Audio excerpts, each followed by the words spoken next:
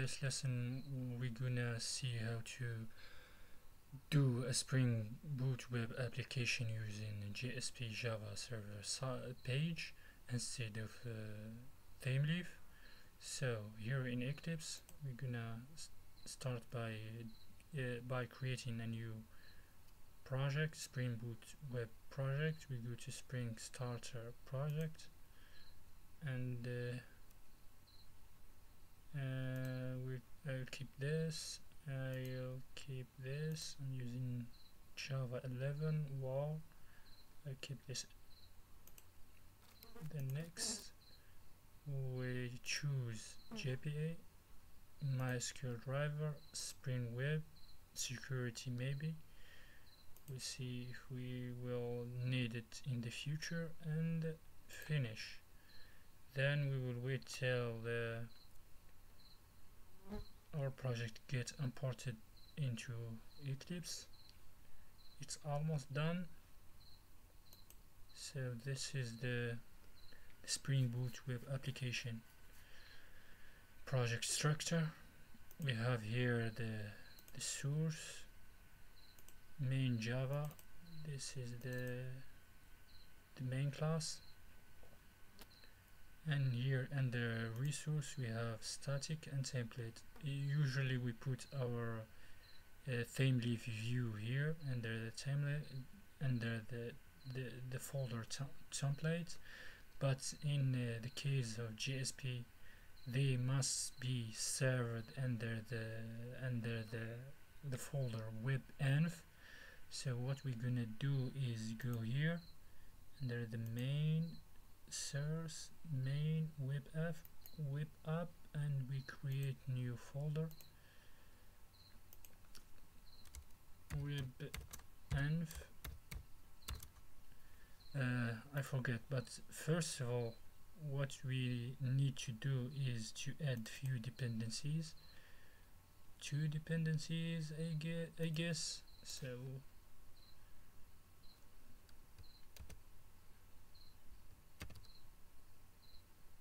we'll go here and copy and paste. I have them already here. This dependency or Apache Tomcat embedded, and the JSTL library we need for JSP views. So I'm gonna format this to be nice, indented, and we click save. Yes, and we need to wait a little bit so Maven will upload all our dependencies.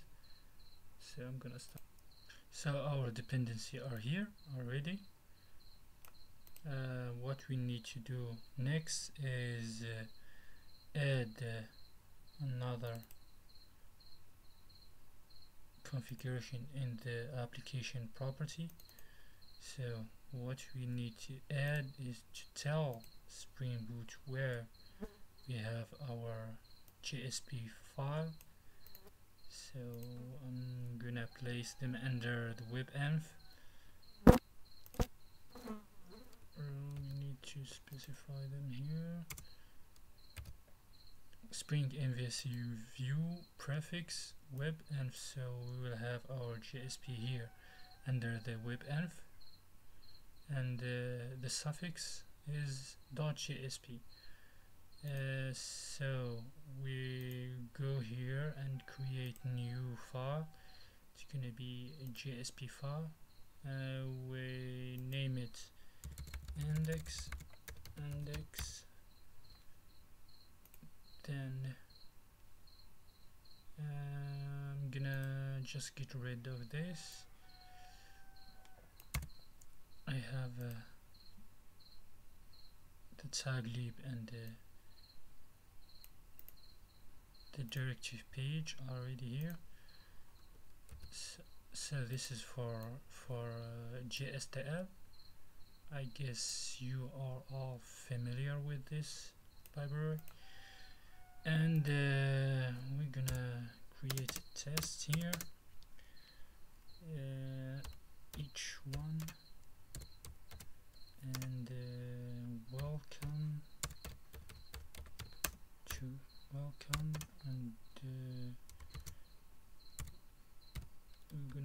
pass here a name, but in order to serve this page we need to create a controller, and need to create first a package, then come in web controller, then I'll create a controller, a simple controller here, call it home controller,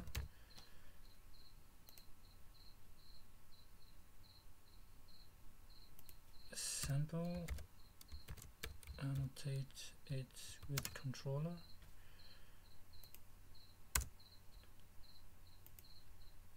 and I'm gonna get rid of this. Then what I need is get mapping, and for example index,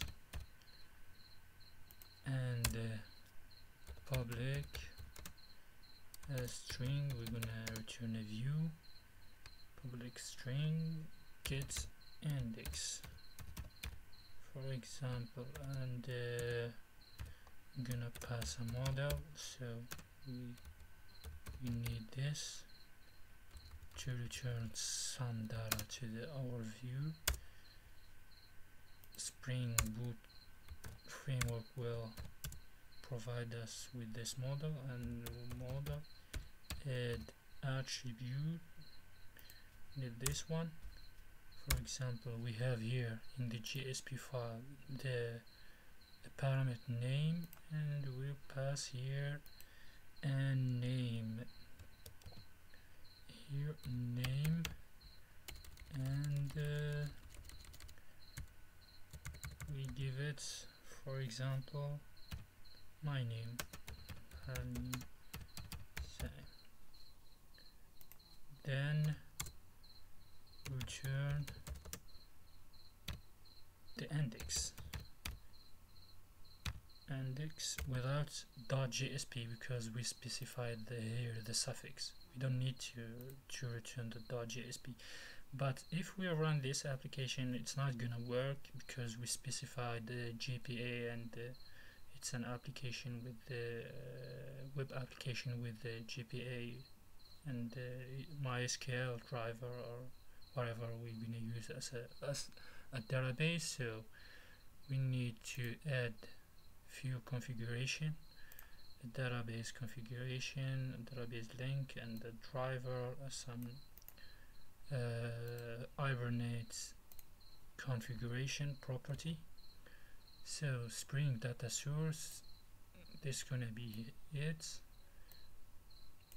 My database is Spring JSP. The username is root, password nothing. This is for a dialect for Hibernate. I'm using MySQL 5 dialect. This is for create and DDL auto, so to create or update tables. This is just for the login. I'm sitting here to debug, so I can see if what's happening with the SQL, and we'll try to run this application and see what it's gonna give.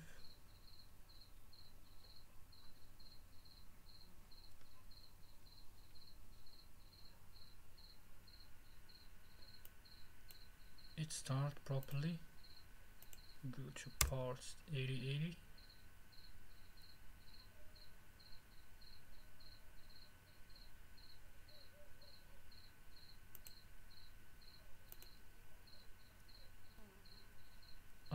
See, we don't have any page here, any login page, but it does give us a login page. So that's because of Spring security. We need to disable it for now, and to do that, we need to exclude,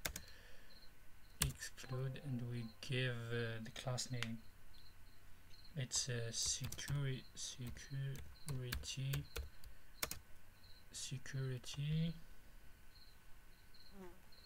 auto configuration, I guess this one, dot class. So we exclude it from the context, so I guess it's gonna work now.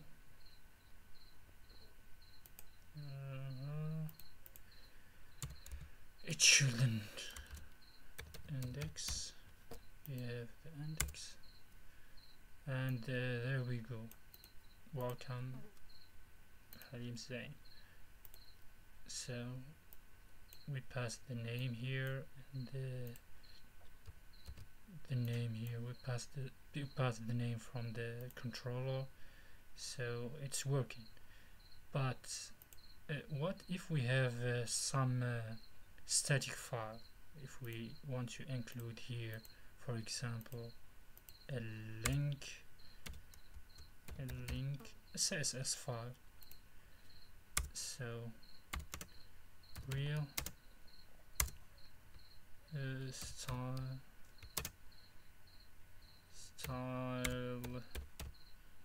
sheet and href, we specify the path. So what if we want to include some static file? That's a problem. So what we're gonna do is we're gonna remove this from here, because I don't like it personally. I don't like it, and leave it for now. So what we're gonna do is create a new package, and we call it come in spring finish, and move it here. No.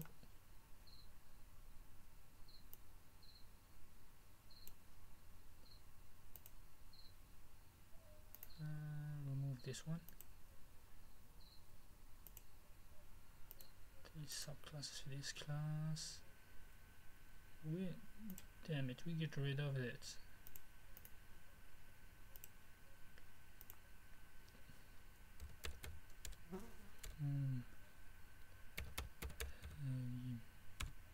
Spring.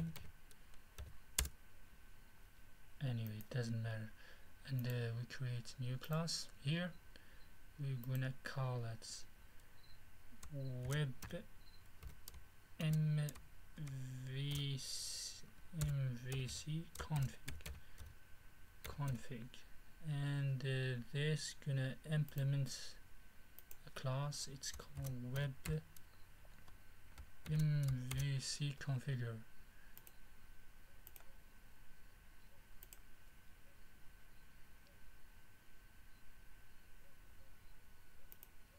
Web MVC configure, and here we need a bean to create a bean.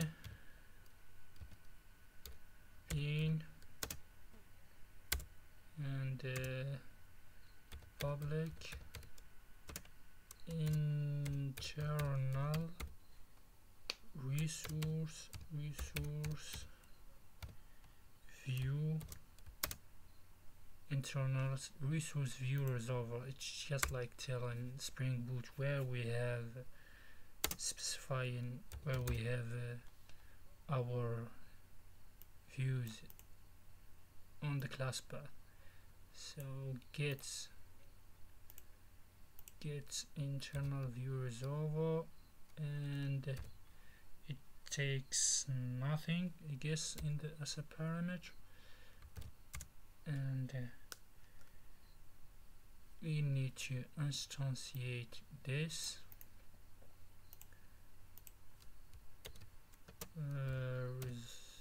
resolver new internal resolver, nothing. It needs to return, so resolver add set. We're gonna go with set prefix, and it takes a string, and it takes a string, so it's this one.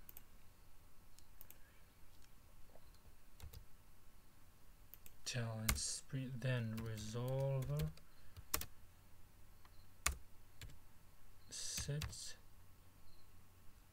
set suffix, I guess. Set suffix, and we're gonna say JSP. Then finally return this resolver. So we're gonna delete this from here and save everything and restart the application and see if it does work properly.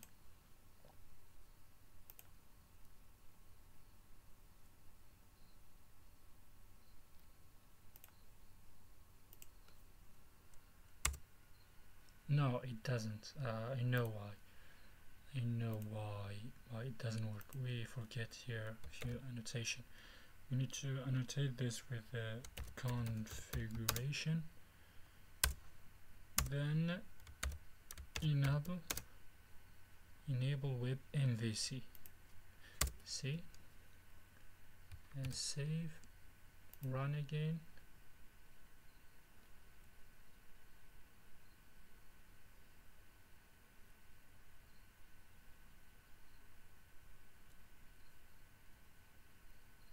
It starts.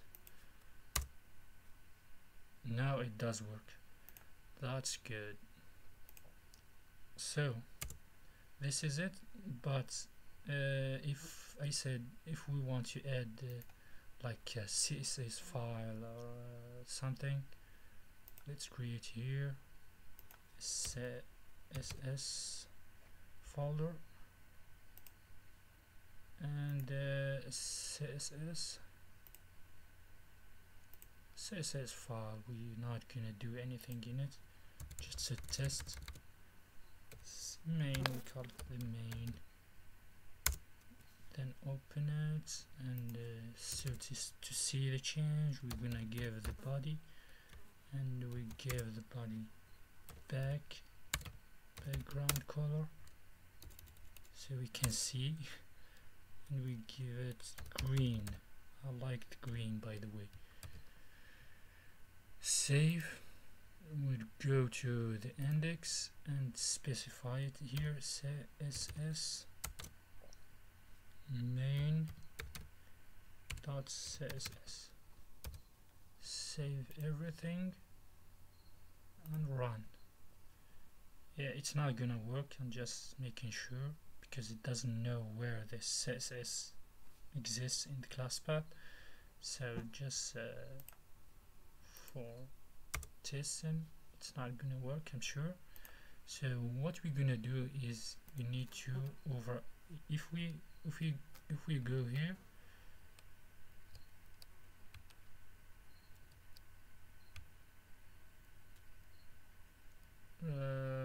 go here, this class, those are the method here. We need to override a method. It's called add resource handler, so this one.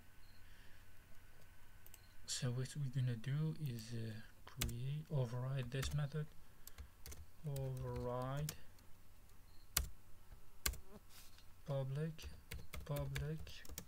void to return nothing, add resource handler, add wait, so we go it takes a registry. So to make sure we won't miss or spell it or miss or write it, then this registry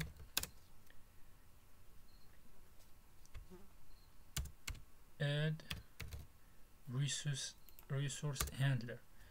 We're gonna tell it this is the CSS and everything under the CSS. Then we're gonna tell it where this CSS exists. Add resource location. So to say where the CSS exists, it's under the class path static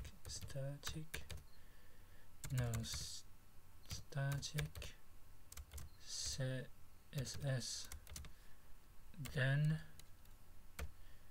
nothing. If we add the JS or something, we just add them the same way under here. So it's basically the same thing, JS or images or any static file. So we'll run it again. Some people prefer to put the CSS here under the webenv. Why did they put this CSS here? No, it should be here. Put it here, create a new folder here under the webenv app or inside the webenv and name it static or CSS and do the same thing here, but I prefer to keep the static thing here, up here. I think it's much convenient. So if we clicked, there you go, it's working. So the same thing goes for JS or any other static resource. So this was it. I hope this lesson will be useful for you, and see you next time.